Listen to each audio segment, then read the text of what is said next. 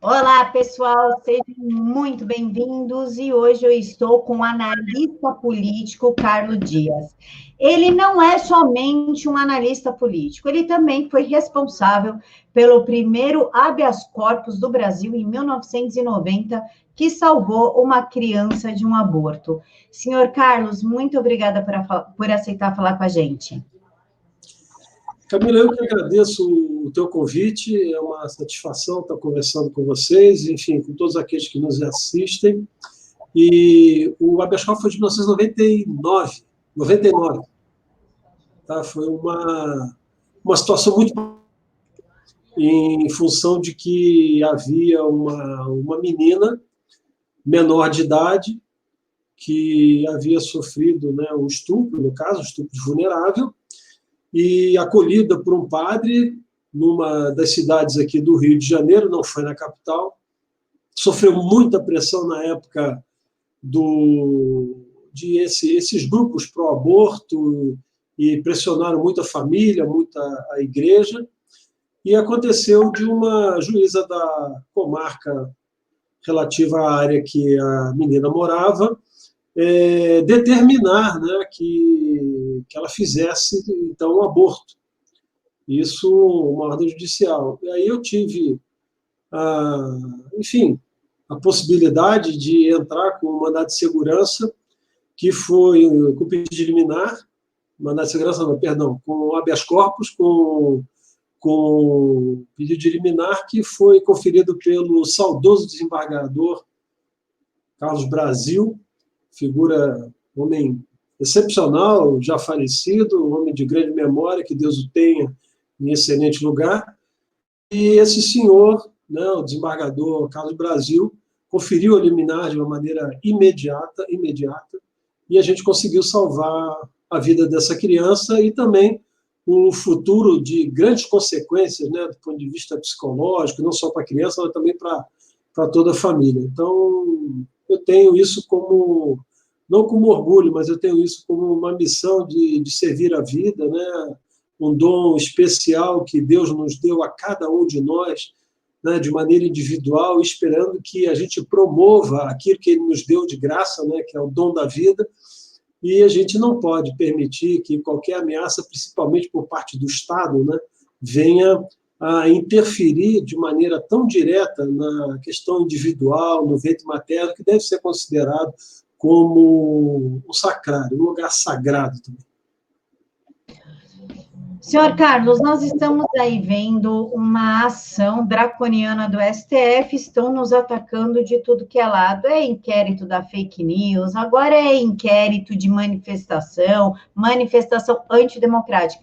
Somente a direita tem a manifestação antidemocrática, a esquerda não, a esquerda que vai com uma bandeira pedindo a ditadura do proletariado, a esquerda que depreda, a esquerda que troca agressões com a polícia militar, que enfrenta a polícia militar, isso pode, nós não. E nós vemos aí a prisão da Sarah Winter e mais 6 pessoas. Como o senhor vê isso?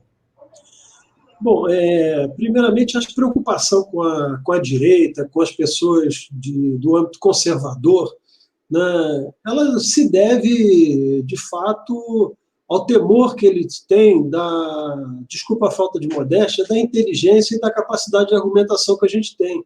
O nosso grupo não vive absolutamente dentro de ataques, simplesmente depredações, enfim, desordem pública. Ao contrário, existe uma ordem intelectual, uma formação de um pensamento, uma ideia clara do que é liberdade, do que é direito, e que é lógico que essas estruturas que estão acostumadas a serem não contraditadas, acham que são poder absoluto, eles simplesmente têm medo de nós, e tem que ter.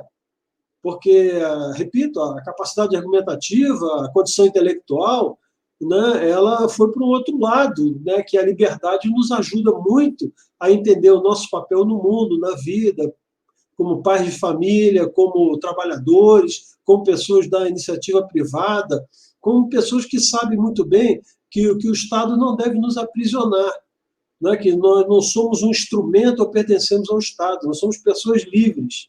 E vivemos de maneira ordenada, dentro de uma condição natural, e sabemos que a responsabilidade das nossas escolhas e o respeito ao próximo são fundamento da organização dessa sociedade. Não é o Estado com a tutela do mandato judicial que vai fazer com que o nosso comportamento seja moldado pelo interesse e pela vontade de ministros que estão de forma ocasional no Supremo Tribunal Federal, embora possam passar longos períodos, que eu acho que é uma questão até que a gente deveria rever, e o governo Bolsonaro deveria propor uma PEC, né, que mudasse essa condição de longevidade de ministros.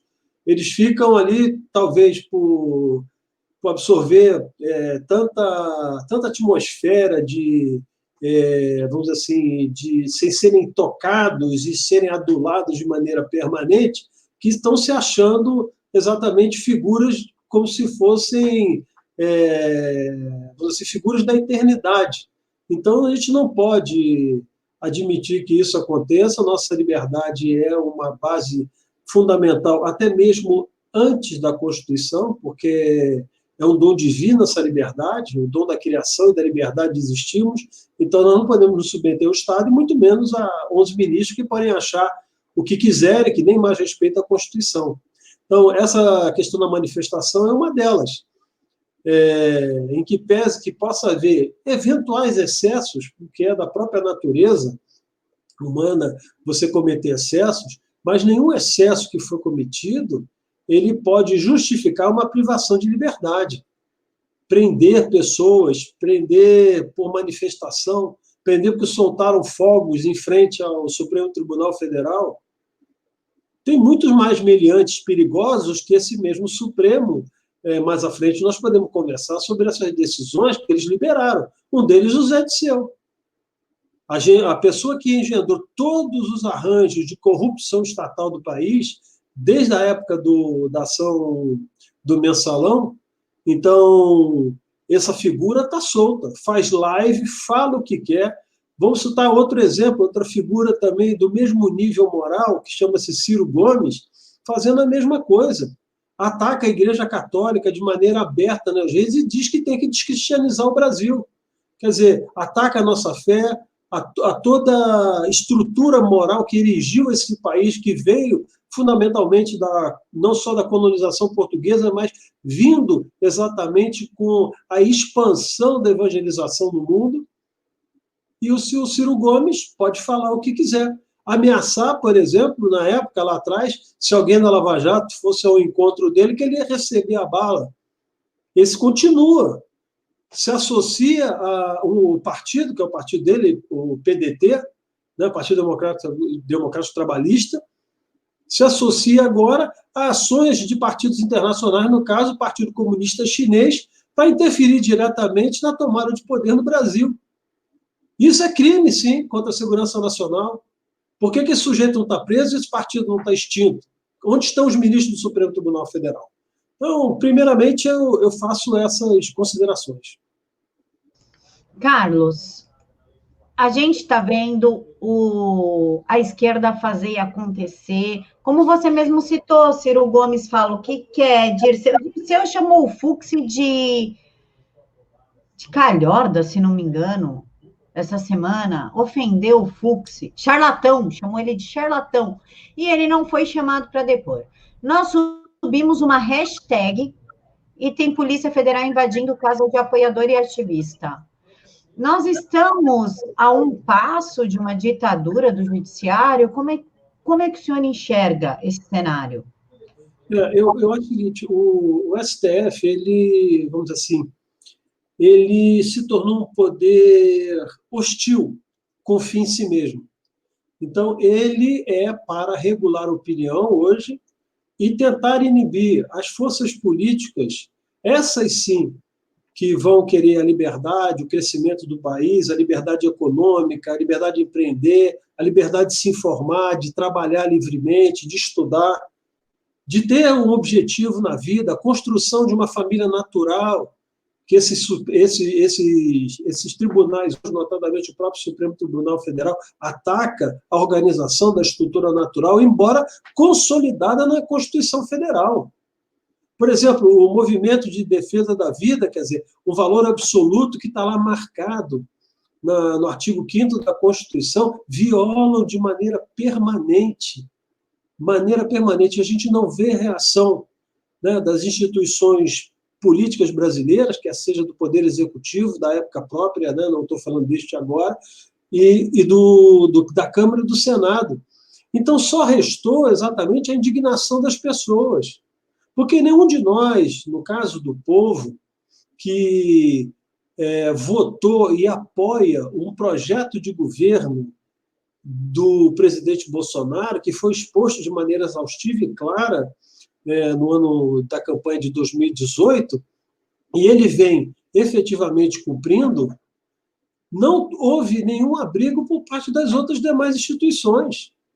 O Congresso, por exemplo, Nacional, Câmara e Senado, vivem sabotando a caminhada para essa ordenação e superação econômica que nós herdamos de governos corruptos e destruidores, não só da moral, mas também da economia. E o Supremo Tribunal Federal, com essa mesma configuração, com um ou dois aí diferentes, não tomou nenhuma atitude, até mesmo provocado. Então, nós temos situações que nós precisamos reparar bem que essa posição do Supremo Tribunal Federal de se auto-enxergar como uma instituição nobre, única e infalível, ela está levando, sim, um nível de hostilidade diante da opinião pública. Ninguém consegue aguentar essa soberba. Isso está fora da Constituição. Isso é outra coisa. Nem que tivesse esse poder, ele poderia ser exercido de uma maneira tão ostensiva, agressiva e personalista, na forma que cada um deles se torna um ser autônomo e inimputável. Quer dizer, você não pode absolutamente imputar ele a nada. Então, é isso que eles se tornaram. E aí, vamos um pouquinho mais à frente, concluindo essa tua questão, é o papel fundamental do Senado da República, que se omite de forma criminosa, e no artigo, se não me engano, 52, inciso 2º da Constituição Brasileira, diz claramente que é papel privativo do Senado de processar ministro do Supremo Tribunal Federal por crime de responsabilidade. Eles invadem competência, eles inventam legislação, eles tomam atos, por exemplo, administrativos perfeitamente corretos do ponto de vista jurídico e dentro da autonomia do Poder Executivo, foi o caso do Ramagem, simplesmente um ministro, numa canetada, e anula o ato de nomeação, um ato de prerrogativa do presidente da República, uma série de leis que eles invadem. E o Senado assiste isso de uma maneira irresponsável e omissa. E é o Senado que tem a obrigação constitucional exclusiva própria de julgar no crime de responsabilidade. Então, o Supremo ficou simplesmente sem baliza. Ele não está mais dentro das fronteiras regulares que aquele poder muito necessário, muito importante para o equilíbrio das instituições. E cabe aqui o seguinte: eu vejo muito, e muito de forma errônea, talvez proposital, dizer que se critica instituições, né? Quando eu falo do Senado, eu falo do Alcolumbre. Porque, por exemplo, ele tem, sim, a obrigação de andar com os processos de impeachment, caso seja apresentado, e entro diretamente na personalidade de cada senador. Quando falo também na Câmara, falo do senhor Rodrigo Maia, um dos maiores sabotadores da República, do plano de recuperação econômica do país. Destruiu a pauta do governo. O governo apresentou uma pauta desde 2019, e nada anda naquela casa. Porque o senhor Rodrigo Maia não só não pauta, e muitas medidas provisórias que foram colocadas, ele deixou caducar. E tem uma série de setores na área da economia, depois nós podemos tratar desse assunto, se for o caso, que poderiam avançar, e o país está de outra maneira, desde de 2019, até mesmo enfrentando essa questão do Covid, bem melhor, do ponto de vista financeiro, se o senhor Rodrigo Maia tivesse atuado com o sentido de brasilidade e responsabilidade que deveria, em cada um daqueles líderes que estão na Câmara. Então, o que acontece? Esses poderes praticamente se conjugaram para atacar apenas um governo, que tem um projeto claro, específico desde 2018 apresentado e que vem dando curso a ele. Então, quando se fala que você ataca as instituições, é, na verdade, uma mentira. Você ataca essas pessoas, as instituições são preservadas. Nós defendemos a Constituição. Entendeu? Eu falo aqui não só como analista, mas falo como cidadão. Nós defendemos a Constituição, ela ruim ou boa é a que nós temos. E nós temos as condições que são previstas na própria Constituição, para reformá-la. Então, se nós vamos buscar um dia uma Assembleia Nacional Constituinte, quando achar que está adequado para isso, se faça. Ou então podemos reformar alguns aspectos do ponto de vista econômico e social que estão previstos em direitos na Constituição através das propostas de emenda constitucional, que tem que passar pelo Congresso Nacional, o crivo. Então, quer dizer, eu acho um absurdo essa história de dizer que está sendo atacadas as instituições. Não estão sendo atacadas. Estão sendo atacadas essas pessoas que usurparam o direito dessas instituições, que avançaram nos limites constitucionalmente devidos. E deveriam, essas sim, ser processadas por crime de responsabilidade e serem substituídas, que é o que eu defendo. Senhor Carlos, a gente não está vendo, nós, sociedade, eleitores, nós não estamos vendo muita ação do senhor Jorge Oliveira, do doutor Augusto Aras e nem do doutor André Mendonça. Eles estão agindo de acordo com o seu cargo? Está faltando ação? O que nós podemos fazer? Olha só, o Jorge Oliveira, eu assisti uma entrevista dele hoje num desses canais de televisão aí, que eu não vou fazer propaganda aqui. Então, o que acontece? Eu achei uma posição extremamente madura, tranquila, sóbria. Eu vi o Twitter dele ontem e até mesmo critiquei. Achei talvez ele tenha se expressado mal em função, acho que 140 caracteres, não é isso? No Twitter, enfim. Então, talvez ele não teve o poder de síntese que deveria ter tido. Mas ele corrigiu isso hoje. Agora, por exemplo, o André Mendonça está devendo bastante, muito. A AGU está devendo muito, ela está muito passiva, extremamente passiva. O Augusto Aras é outra questão, Ministério Público Federal. Então, aí a Procuradoria-Geral da República, ela atua, tem a independência dela, mas, independentemente disso, né, eu vejo que algumas posições são até positivas. O que está faltando mais, não só isso, o André Mendonça, na Justiça, e esqueci o nome do outro, que é da AGU, que mudou, né, agora. Mudou. É o Levi. O Levi, sim, desculpa, eu vou reformar. Né? O da Justiça, na minha opinião, ele precisa ser mais impactante, mais forte, mais contundente na defesa da condição institucional, que estão dando essa interpretação que eu falei agora anteriormente de uma maneira extremamente inadequada, e o da AGU, o Levi, precisa agir. Agir, porque, por exemplo, não é... Como você pode aconselhar um presidente a questão, por exemplo, do Ramagem? A questão do Ramagem é um absurdo. Então, como pode, por exemplo, em relação ao Celso de Mello, ministro Celso de Mello, exibe uma reunião em que parte só daquilo que foi determinado no processo, daquele ex-ministro, aí poderia ser exibida aquela parte para dizer que exatamente não houve nenhuma ação direta do presidente em relação de coagir, constranger ou fazer pedidos indevidos ao tal ex-ministro. Né? Eu não cito o nome porque ele já deve estar tendo esquecimento, então não quero ninguém lembrando dele mesmo. Então, o que acontece? A AGU paralisada. Então, quer dizer, se exibe de qualquer maneira, ainda chega aquela medida, eventual abuso, de querer dizer que quer o celular do presidente. Quer dizer, então, eles estão no limite de uma ruptura institucional, porque tem certas situações que, como existem ordens que não estão cobertas por lei, né, e não tem determinação a ser cumprida se ela não está respaldada na autoridade da lei, não do autoritarismo daquele que mandou, de repente, cumprir tal ou qual determinação, isso tem que ser negado. O Supremo Tribunal Federal ele não é maior do que nenhuma instituição, e nem é a última palavra em nada.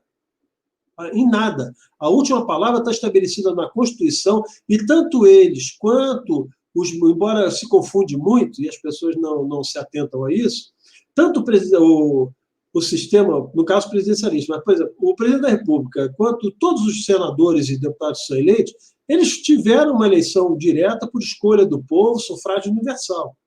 Só que quando o presidente determina, por exemplo, o ministro que ele quer ter, aquele ministro passa a ter um poder delegado daquele que foi conferido ao presidente para ele atuar naquele ministério. Quando o presidente indica um ministro do Supremo Tribunal Federal, na mesma medida, ele indicou aquela pessoa que foi examinada na Comissão de Constituição e Justiça do Senado e depois aprovado em plenário, perfeito? Com parecer da Comissão de Constituição e Justiça, aprovado no plenário, aqueles membros do Supremo Tribunal Federal passam também, de certa forma, a ter um poder delegado daqueles que o colocaram lá. Quer dizer, então, o poder dele não é autônomo, no sentido de que é próprio daquela instituição. O sujeito sentou lá e se determina como um poder próprio emanado de si mesmo. Então, isso não existe.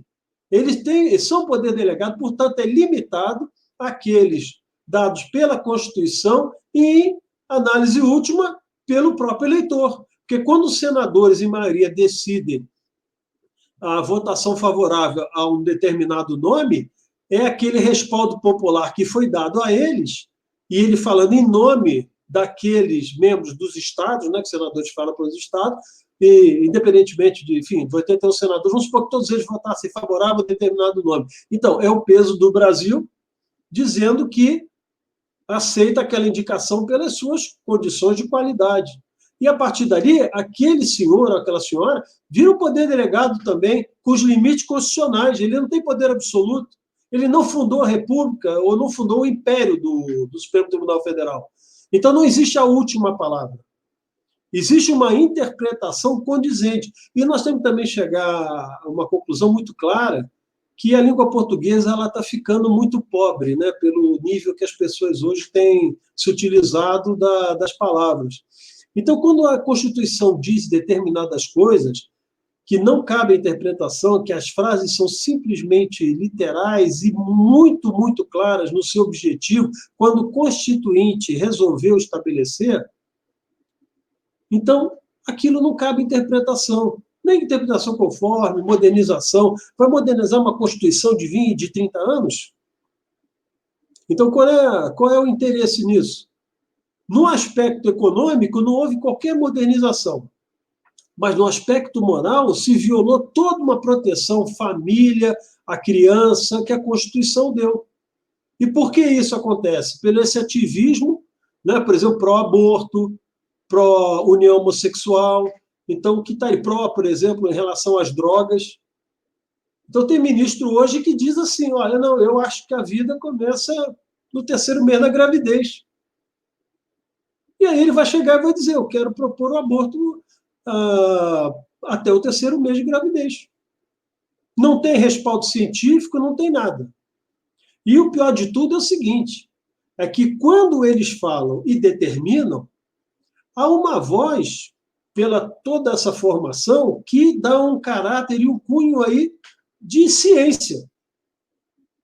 E dado um caráter e um cunho de ciência, ele fica simplesmente inexpugnável.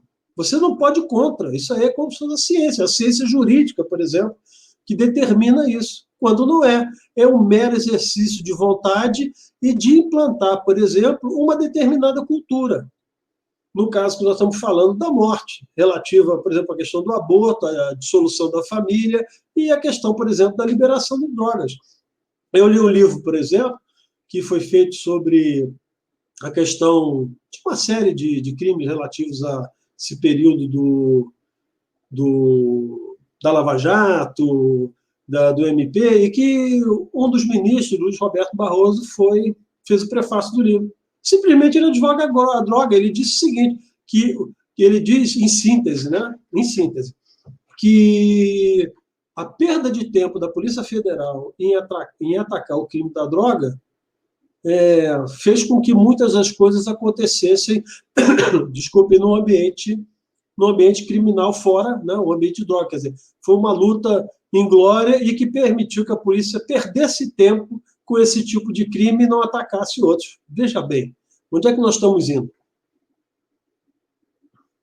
Senhor Carlos, eu peguei uma matéria aqui da revista Oeste, do Augusto Nunes, em que fala que o senador Randolph Rodrigues, da Rede, ingressou nesta segunda-feira com um pedido de prisão preventiva do ministro da Educação, Abraham Weintraub. Além disso, o parlamentar também solicita o imediato afastamento do Weintraub do cargo. Ou seja, são caçados manifestantes, ativistas, deputados federais e agora ministros.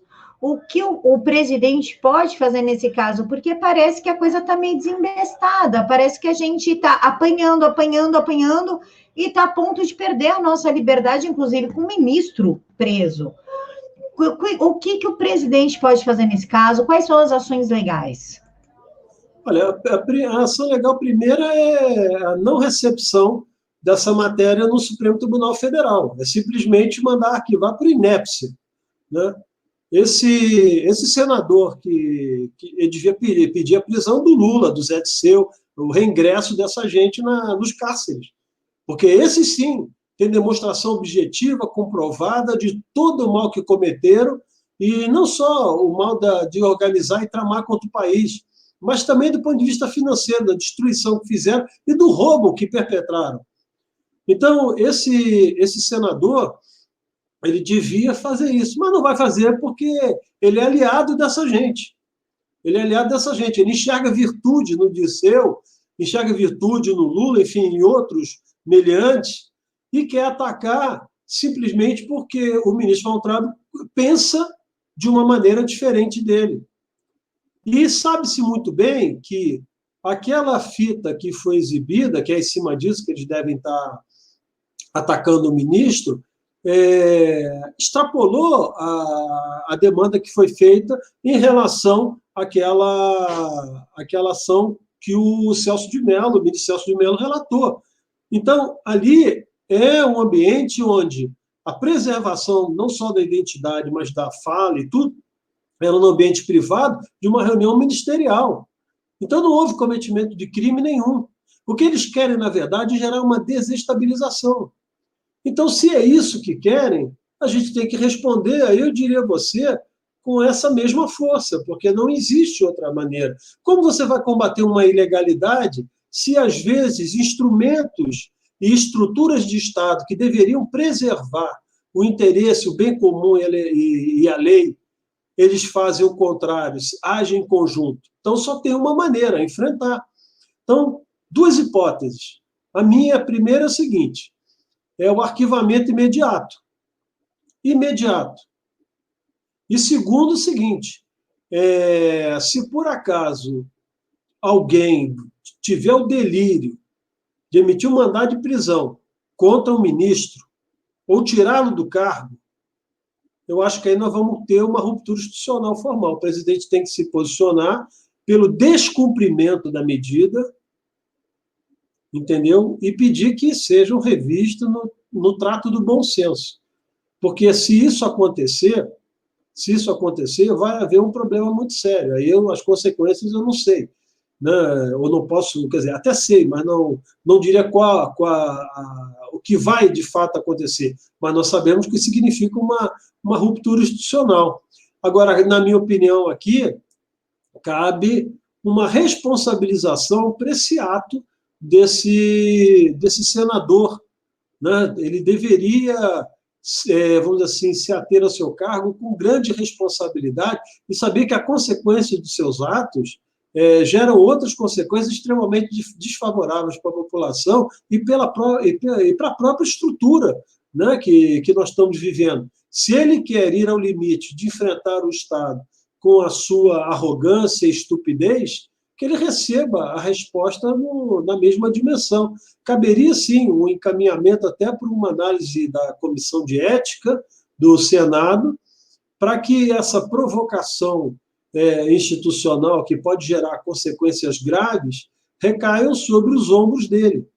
Esse senador não merece estar ocupando a cadeira do Senado. Senhor Carlos, para a gente finalizar, minha última pergunta. O que nós, enquanto cidadãos, podemos fazer? Porque, assim, a Polícia Federal entrando em nossas casas, levando nossos equipamentos, com uma ABIN própria que o Alexandre de Moraes montou, que foi denunciado pela Crosué nesse domingo. A perícia nos nossos aparelhos não estão sendo feitos pela Polícia Federal, considerada a melhor do país, e sim pelo Instituto de Criminalística de São Paulo, sendo que o perito criminal, que faz parte dessa BIM paralela criada pelo Alexandre de Moraes, é perito criminal. Ele tem ligação com a perícia, com o setor de criminologia de São Paulo. As coisas estão extremamente arbitrárias. Como é que nós, enquanto cidadãos, podemos agir frente a essas medidas draconianas? Como nos proteger?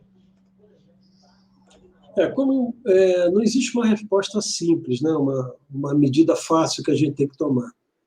O que tem que continuar são as manifestações de rua, porque o objetivo deles exatamente é inibir a manifestação e o povo que tem apoiado o presidente de uma maneira extremamente ostensiva. Eles levaram a violência para as ruas, né, na cobertura geral dessa imprensa corrupta, né, tradicional que se tem. Só para você ter uma ideia, eu acho que uma companhia de televisão, dessas grandes aí, que a gente sabe bem quem é, só perdeu para o nível de juros que o Lula pagou no período em que ele foi presidente da República. Então, tem televisão que levou quase 700 bilhões de reais, conjunto. Então, a gente tem que começar a observar bastante o que significa, 600 milhões de reais no período de ano, dentro daquilo que a companhia, o Estado brasileiro pagou de juros a bancos. Então, tem que dar uma olhada muito bem nesse aspecto.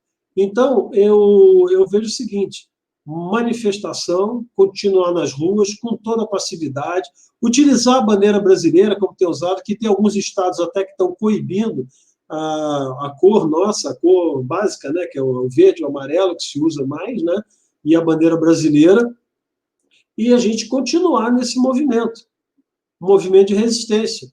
Vão haver, sim, pessoas que vão sofrer invasões de sua privacidade, vão sofrer essas invasões de atos jurídicos imperfeitos e autoritários, sem dúvida nenhuma, mas eu tenho absoluta convicção que tem um determinado ponto que está chegando, que a ação do governo federal deve agir até mesmo para disciplinar a própria Polícia Federal.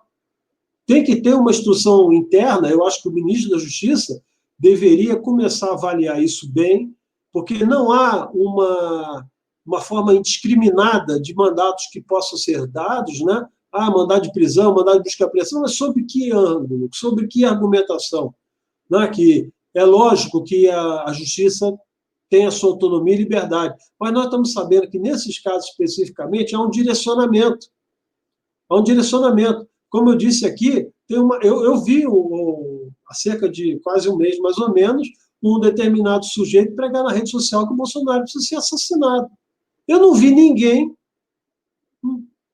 enfim, emitir um mandado de prisão, ou até mesmo uma condução para ele se explicar. E a gente não viu isso. Então, acho que existe, sim, uma falha muito grande no ministro da Justiça, também do Levi, no caso da AGU, André Mendonça e Levi, que precisam se alinhar um pouquinho mais para saber o que está acontecendo no Brasil. Não é óbvio que esse Estado vai defender a condição direta e individual de cada um de nós, não. Mas na medida em que o Poder Executivo se levante, porque o Poder Executivo também tem o monopólio da força. E ele pode empregá-la na justa medida e na justa razão dos fatos. Então, não é que tem que ser revisor daquilo que o Supremo Tribunal está fazendo, para não me interpretar errado. Eu estou dizendo o seguinte, que quando você pega uma medida de força como essa para inibir a possibilidade das pessoas se manifestarem e utilizar a Polícia Federal como esse instrumento, isso também é crime. Isso é, sim, usar uma polícia de Estado. Então, isso não pode ser admitido. Cabe, sim, um recurso que os próprios superintendentes da Polícia Federal, enfim, quando chegar um delegado, chegar um mandado desse, perceber que não existe condições fundamentais para ser cumprido, simplesmente pela vontade de um ministro, ou repousado em um inquérito que ninguém conhece, que ninguém nunca viu, então está na hora de rejeitar. E vai criar aquilo que eu falei antes, né, que é essa questão desse impasse institucional, vamos chamar assim de uma maneira bastante educada, de impasse institucional. E aí, quem sabe, se essas forças, essas pessoas, né, sentam em conjunto e se reordenam no espaço e nas garantias constitucionais que cada um desses poderes tem. E aí, vamos assim, se restabelece as reais fronteiras e limites que esses poderes têm que ter para poder haver, de fato, harmonia. Porque senão nós vamos caminhar para o caos. Vamos caminhar para o caos. Eles estão empurrando a direita, estão empurrando os conservadores para o enfrentamento. Fechar, por exemplo, a esplanada dos ministérios. Você está lá ajoelhado com uma moça, como eu vi, um policial chegar e jogar spray de pimenta, inclusive de uma senhora ajoelhada. Então, quer dizer, isso vai chegar a um limite que as pessoas vão ter, enfim, reagir de uma maneira mais violenta. É natural, porque é um instinto, sim, de preservação. Então, você pode ser caçado hoje, entrar na sua casa, porque você está cometendo delito de opinião. A própria Constituição diz que a opinião é livre, desde que é identificada. Então, se você emite opinião, e você está dizendo, eu aqui, Carlos Dias, estou emitindo opinião, e não estou escondendo que sou eu. Se eu escrever um artigo, eu assino. Se eu estou aqui, por exemplo, dando essa entrevista para você, Camila, eu estou exposto. A sua opinião, através das suas perguntas, também são bem entendidas. Dá para entender muito bem aonde você quer chegar. Então, você está se expondo. E você está dando sua opinião. Então, a Constituição protege. Ela não protege o anonimato, a covardia. Mas o enfrentamento real do assunto e a temática sendo tratada do nível que nós estamos tratando, é impossível que essa liberdade seja violada e não existe poder na Constituição para qualquer um atuar contra nós. Senhor Carlos, me veio aqui uma pergunta, juro que é a última, sobre o Partido Chinês, né? O Partido Comunista Chinês. Podemos dizer que eles já colocaram os tentáculos, já estão enraizando aqui no Brasil? Olha só, existem coisas que dão um programa muito longo. Eu acho que a gente podia um dia voltar a falar sobre isso, se você quiser. Mas é o seguinte, a China, na verdade, ela quer fazer uma recolonização do mundo do ponto de vista econômico. Ela já fez na África, já tomou a África. E tem uma coisa que eu acho absurdo, são convênios, acordos, que estão sendo feitos entre a China e estados brasileiros. São Paulo, na Bahia, no Ceará, em Pernambuco. Então, quer dizer, como é que pode fazer um acordo se nós somos uma federação, embora na questão do Covid o Supremo Tribunal também quebrou a ordem, né, que está na Constituição garantida, que é exatamente a unidade da nossa federação, e a União representa isso, a responsabilidade, né, política administrativa em uma série de setores, mas, enfim. Então, como é que os Estados estão fazendo acordos com a China? Nós temos hoje uma situação muito clara no mundo inteiro, pontos que são muito comuns no âmbito da economia. A questão da água, que é estratégico, futuro recente, né? Bem próximo, e a questão da alimentação. Se vocês repararem, as compras que a China tem feito no agronegócio são impressionantemente maiores, em termos de volume, do ponto de vista quantitativo e do ponto de vista financeiro.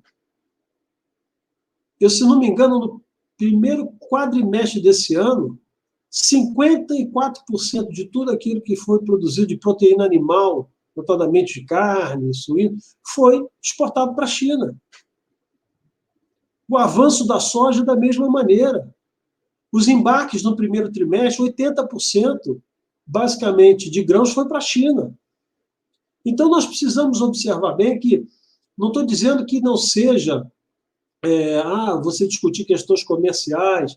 Perfeito, se discute questões comerciais com autonomia. Mas, por exemplo, quando você fala de investimento, Eu não posso negociar com empresas chinesas, por exemplo, que não têm controle efetivo, não só pelos seus sócios, ou pelo conjunto de sócios no mundo, no sentido de que seja uma SA de capital aberto, com ação na Bolsa de Valores. Nós sabemos muito bem que a China não é um capitalismo, vamos assim, liberal, é um capitalismo de Estado.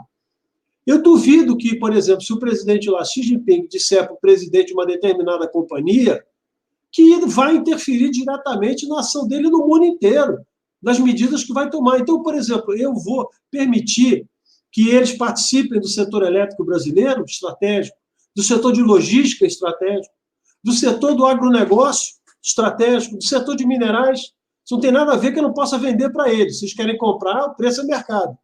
Agora, atuar na cadeia econômica no país, não. Então, a China é um capítulo à parte que a gente tem que tratar.